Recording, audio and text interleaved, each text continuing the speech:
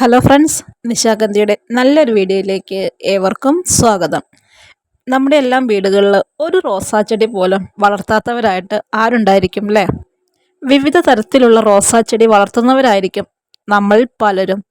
കാരണം റോസാച്ചെടിയെ ഇഷ്ടമുള്ള ഒരുപാട് പേരുണ്ട് നമുക്കിടയിൽ. അപ്പോൾ നമ്മുടെ കയ്യിൽ ഒരു വെറൈറ്റി കിട്ടിക്കഴിഞ്ഞാൽ അത് നമ്മുടെ കയ്യിൽ വെച്ച് പിടിപ്പിച്ച് സക്സസ് ആയി കഴിയുമ്പോൾ വീണ്ടും നമ്മുടെ കയ്യിൽ ഇല്ലാത്ത വെറൈറ്റീസ് അന്വേഷിച്ചിട്ട് പോകുന്നവരാണല്ലേ. എന്നാൽ റോസാ ചെടി നന്നായി പരിചരിക്കാൻ അറിയാത്ത പലരും നമുക്കിടയിലുണ്ട്. റോസാ ചെടി മേടിച്ച് വെച്ചിട്ട് ആ ഒരു പൂക്കൾ കഴിഞ്ഞു പോകുന്നതോട് കൂടിയിട്ട് ചെടി നശിച്ചു പോകുന്നു എന്ന് പറയുന്ന ഒരുപാട് പേരുണ്ട്. അപ്പോൾ മറ്റുള്ളവരെ പോലെ റോസാ ചെടി വളർത്തിയെടുക്കാനായിട്ട് മുൻപന്തിയിലേക്ക് എത്താനായിട്ട് നമ്മൾ അത്തരക്കാരെ ഒന്ന് പ്രൊമോട്ട് ചെയ്യാനായിട്ടുള്ള കാര്യങ്ങളാണ് കേട്ടോ ഇന്നത്തെ ഒരു വീഡിയോ ആയിട്ട് ചെയ്യുന്നത്. ആദ്യം നമ്മൾ ഏത് ചെടി വാങ്ങിച്ചു വെക്കുമ്പോഴും നമ്മുടെ മണ്ണൊന്ന് ടെസ്റ്റ് ചെയ്ത് നോക്കണം. ഇപ്പോൾ റോസാച്ചെടി ആകുമ്പോൾ റോസാച്ചെടി വളരാനായിട്ട് നല്ല മണ്ണാണ് വേണ്ടത് കേട്ടോ. അതായത് അസിഡിക് ആയിട്ടുള്ള മണ്ണ്.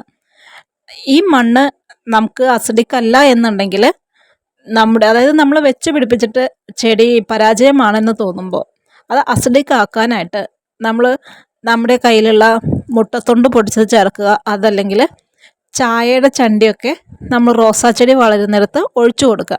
അപ്പോൾ ഒരാഴ്ചയിൽ ഒരു തവണയും 2 തവണയൊക്കെ ഇങ്ങനെ ചെയ്യുന്നതോട് കൂടിയിട്ട് നമ്മുടെ മണ്ണിൻ്റെ അസിഡിക് മൂല്യം കൂടി കൂടി വരും.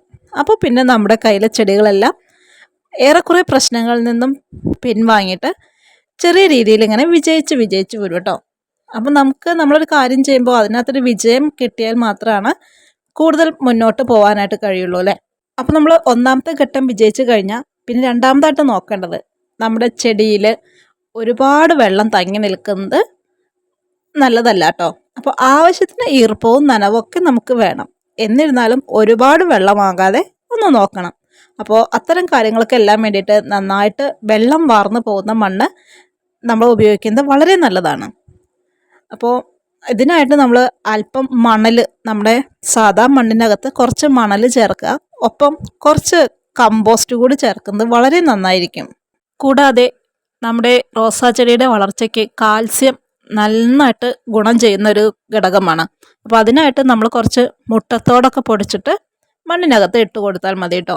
മുട്ടത്തോട് നമ്മൾ നേരെ കൊണ്ടുപോയിട്ട് ഇടുവാണെങ്കിൽ അത് നമ്മുടെ മണ്ണിനകത്ത് ലയിച്ച് ചേരാനായിട്ട് ഒരുപാട് സമയമെടുക്കും. നേരെ മറിച്ച് നമ്മൾ ഒന്ന് ജസ്റ്റ് മിക്സിയുടെ ജാറിനകത്തിട്ട് ഒന്ന് കറക്കി ആ പൊടി ഒന്ന് നമ്മുടെ ചെടികൾക്ക് ഇട്ട് കൊടുത്താൽ വളരെ പെട്ടെന്ന് തന്നെ അത് നമ്മുടെ മണ്ണുമായി ചേർന്നിട്ട് വേര് വഴി നമ്മുടെ ചെടികൾ വലിച്ചെടുക്കും.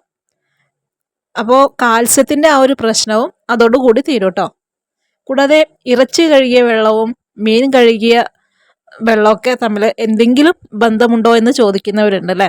അതുപോലെ തന്നെ കഞ്ഞിവെള്ളം ഡൈല്യൂട്ട് ചെയ്ത് ഒഴിക്കുന്നതൊക്കെ ഒരു ചെടി വളരാനായിട്ട് ഇറച്ചി കഴുകിയ വെള്ളം അതല്ലെങ്കിൽ മീൻ കഴുകിയ വെള്ളമൊക്കെ കുറച്ചൊന്ന് ഒഴിച്ചു കൊടുക്കുകയാണെങ്കിൽ വളരെ പെട്ടെന്ന് തന്നെ നമ്മുടെ ചെടി കരുത്തോടെ വന്നിട്ട് പൂക്കൾ തരും കേട്ടോ.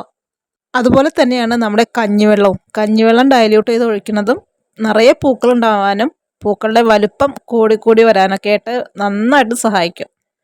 അപ്പോൾ അതുപോലെ നമ്മൾ കുറച്ച് കഞ്ഞിവെള്ളത്തിനകത്ത്, പുളിപ്പിച്ച കഞ്ഞിവെള്ളത്തിനകത്ത് കുറച്ച് കടലപ്പിണ്ണാക്ക്, കുറച്ച് വേപ്പിൻ പിണ്ണാക്ക്, കുറച്ച് പച്ച ചാണകം, ഒരു 2-3 ശീമക്കൊന്നയുടെ ഇല, ഒരു അച്ച് ശർക്കരയൊക്കെ ഇട്ടിട്ട് നല്ല രീതിയിൽ മിക്സ് ചെയ്ത് 1-2 ദിവസം പുളിപ്പിക്കാനൊക്കെ വെച്ചിട്ട് അതൊന്ന് ഡൈല്യൂട്ട് ചെയ്തിട്ടും നമ്മൾ റോസാ ചെടിക്ക് ഒഴിച്ചു കൊടുക്കാം. ഡൈല്യൂട്ട് ചെയ്യാതെ റോസാ ചെടിക്ക് ഒഴിച്ചു കൊടുക്കുന്നത് വളരെ നല്ലതാണ് കേട്ടോ.